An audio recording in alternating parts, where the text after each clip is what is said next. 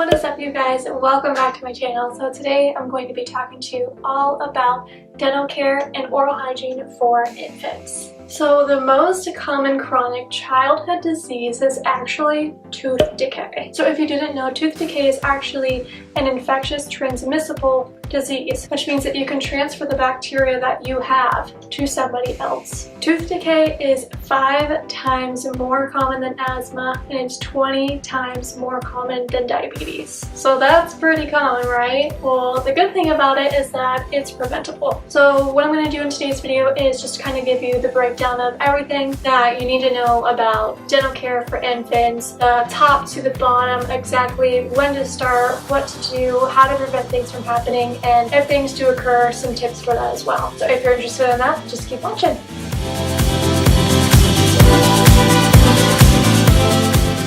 So there's obviously a lot of things that we want to prevent. We want to prevent the possibility of developing harmful bacteria that causes tooth decay and periodontal disease. We want to manage any risk habits that the child potentially has. We want to obviously prevent early childhood caries from occurring. And also we want to find them a dental home. So this is basically finding them a dentist, whether it be a pediatric dentist or it be a general dentist, someone that they are comfortable with, that they can get used to, and they have somewhere to go if something were to arise, and that the parents have somewhere to go if they have questions. And if need be, they have someone who is able to refer them out for other services. So of course, children who have that dental home are more likely to get and receive the care that they really need. So when should you find a dental home? It's really important to ideally find a dental home before 12 months of age.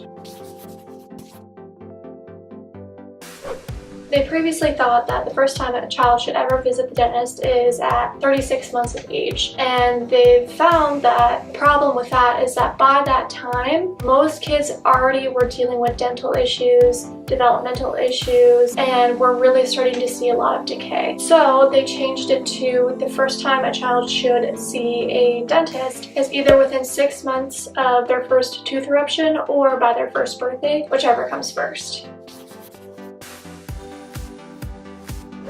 So I do have a video talking about your child's first dentist appointment as far as what to expect whenever you go to that. But if you're bringing your child to the dentist for the first time at this very early age, it's important that you go over a couple different things to help prevent future problems. So of course we want to talk about protective factors, preventative factors. We want to address oral hygiene and how to take care of your children's teeth at such a young age. We want to talk about their diet. We want to talk about fluoride. We want to talk about injury prevention. We want to talk about habits that they may be forming, such as sucking on their fingers or using a pacifier. And then of course we want to talk about their growth and development and kind of what to watch for if you see some issues there as well. So some things that they can go over with you is some of your risk factors that you may have for certain types of things. So some risk factors that they're going to want to go over is any presence of decay, any presence of plaque. They're really going to look at the parents' oral hygiene as well because, like I said, caries or cavities are transmissible. So the parent is the most likely person to transmit the bacteria that causes cavities to their child because they're typically the person who is with the child the most. So mom is typically number 1, dad is typically number 2. So the way that you can transfer bacteria from your mouth to your child is either through having their binky fall on the floor, you pick it up, put it in your mouth, clean it off, and give it back to them. You just gave them that bacteria. If you were to share a utensil with them, that's giving them bacteria. Kissing them on the lips, that's giving them bacteria. The only way that you're not necessarily giving them bacteria is if you've never had a cavity yourself. Other things that they look at are the gingival health, the health of their gum tissue. They're also going to look at the fluoride exposure and the carbohydrate exposure, so how much and how frequently are they receiving those things, their dental care exposure, and things of that nature.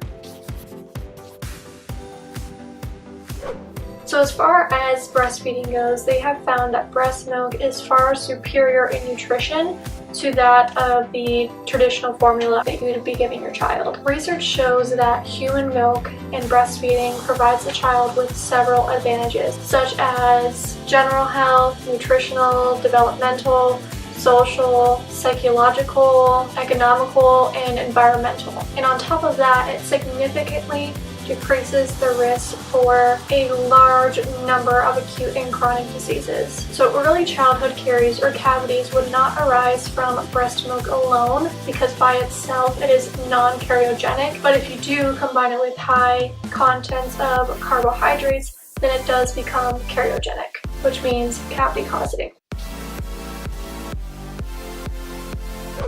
So some tips that you can do to help prevent cavities are just doing things such as replacing their juice or milk with water. I know that the American Academy of Pediatrics actually recommends that children 0 to 6 limit their juice intake to 6 ounces a day. Another thing you want to do is limit their snacking, so try to keep it under 3 times a day, so that way they're not having constant exposure to different sugars throughout the day. And with that being said, you definitely want to try to replace the carbohydrate snacks with cheese and proteins, so things that are really high in calcium and protein are definitely going to help with the development of their teeth to keep everything strong.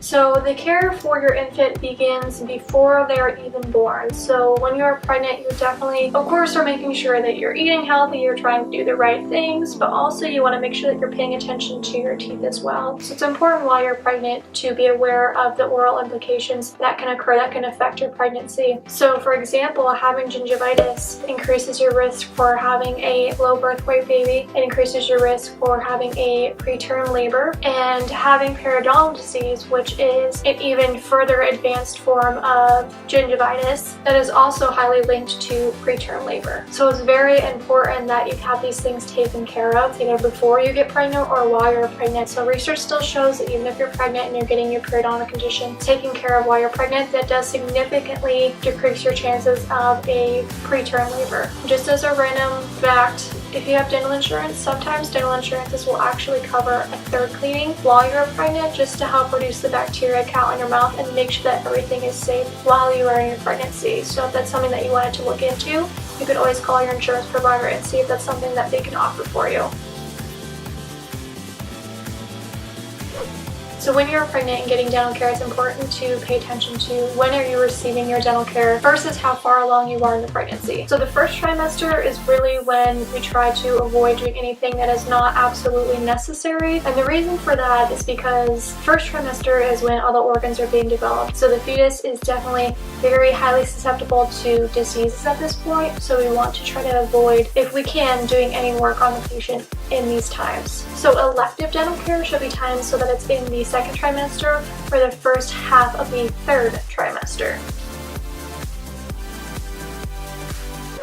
Like I said, caries are transmissible, so whenever the child is born, they are very, very high risk of receiving that bacteria from the parent. So something that you can do is work on decreasing the amount of that bacteria in your mouth while you are pregnant. So one way to prevent this from happening, a good thing to do for prevention, is whenever we have an expecting mother, it's important to try to reduce the amount of cariogenic bacteria as we can. So basically, we're trying to prevent the colonization of the mutant streptococci or strep mutans. So something that you can do is to introduce xylitol. So xylitol is a natural sweetener that is proven to kill the bacteria that causes cavities. So something that's actually proven is that chewing gum that contains 1 gram of xylitol, and we're talking 6 to 10 sticks a day, and chewing each stick for 5 minutes is proven to decrease the levels of strep mutans in the mother and therefore decreases the amount of that bacteria in the child as well.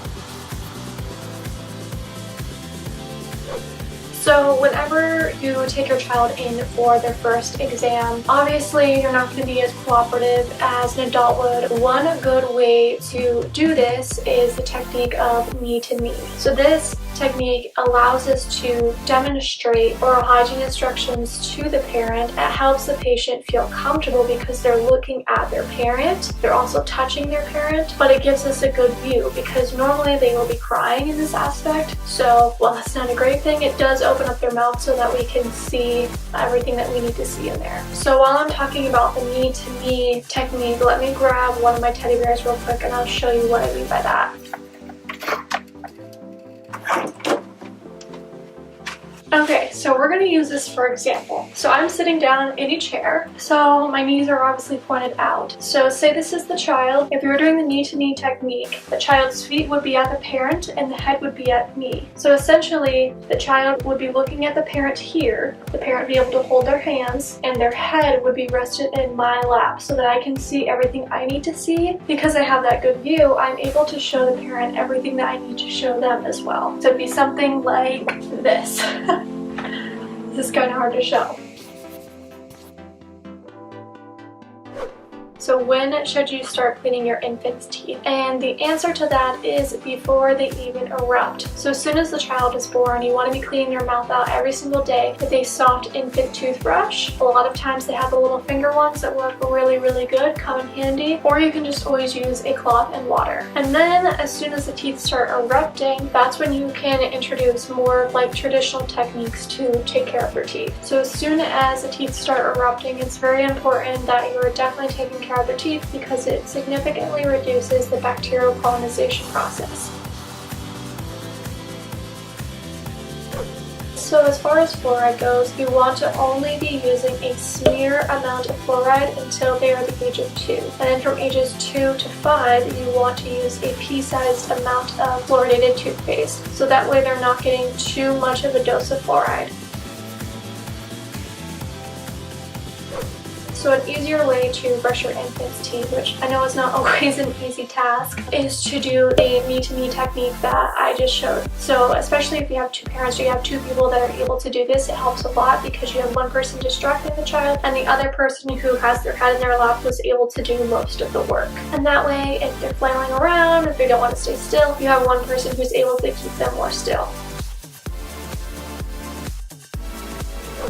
So if you're not breastfeeding, then of course early childhood caries or baby bottle syndrome is a big concern that we have. And one thing to watch for is pay attention to their teeth. Make sure that you're always checking their teeth to see if you see anything abnormal or anything concerning. So the teeth that are most likely to be affected by this are as follows. The number one area that is most likely affected by early childhood caries is the maxillary anteriors. So maxillary is the top teeth, anteriors are the ones in the front. So canine to canine. So right up here is the number one area. Reason being because that's right where the bottle goes. So the second area that is most common is the maxillary posterior. So again, maxillary is the top teeth, posterior is the back teeth, so the molar. So all the teeth behind the canines on each side. Those are the second most common areas to be affected. And then the third most common area to be affected is the mandibular posterior teeth, which are mandibular is bottom. So all the bottom teeth in the back posterior again is behind the canine. And then the fourth, the least likely area to be affected is the mandibular anterior. Mandibular is the lower, anterior again is canine to canine in the center. So the reason for that is because the tongue usually protects that area, so that's why we typically see less of baby bottle decay in that spot.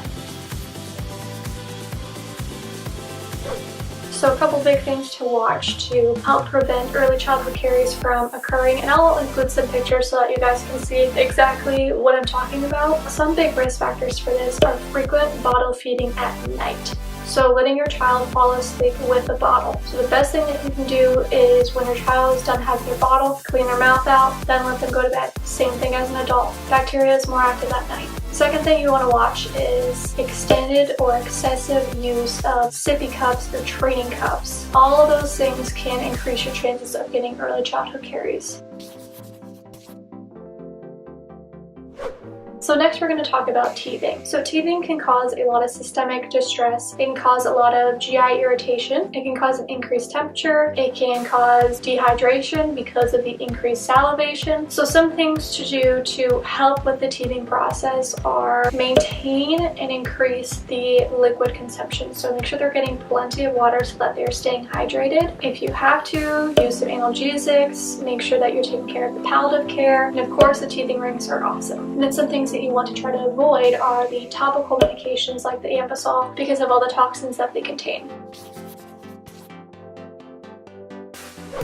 And then next we're going to talk about the non-nutritive habits. So these would be functions that they can pick up in replace of being hungry. These arise from psychological needs. So this is abnormal tongue thrusts, bruxism, pacifier use, digit use, so sucking on their hands or their fingers. All of these habits can affect the development of their teeth and their occlusion of their teeth as well. So if these habits are occurring, it's very important to try to stop these from happening by the age of 3, and that'll help prevent any malocclusion or dysplasia from occurring. And typically we find that digit habits are a lot harder to break than pacifier habits. So the more that you can nip those things in the butt as soon as you start seeing them, the better. So I hope that gave you a lot of insight in how to take care of your child's teeth and kind of how to deal with certain situations that may arise from the moment that you're pregnant all the way through infancy. So if there's any other videos related to this that you guys want to see, maybe oral hygiene related to preteens or children or adults in general, I'd be more than happy to make them. If you guys have any questions, please let me know in the comments below. If you enjoy seeing videos like this, make sure you hit that subscribe button, and if you enjoy this video in particular, make sure you hit the like button. Thank you guys so much for watching, and I will see you guys in the next video. Bye guys!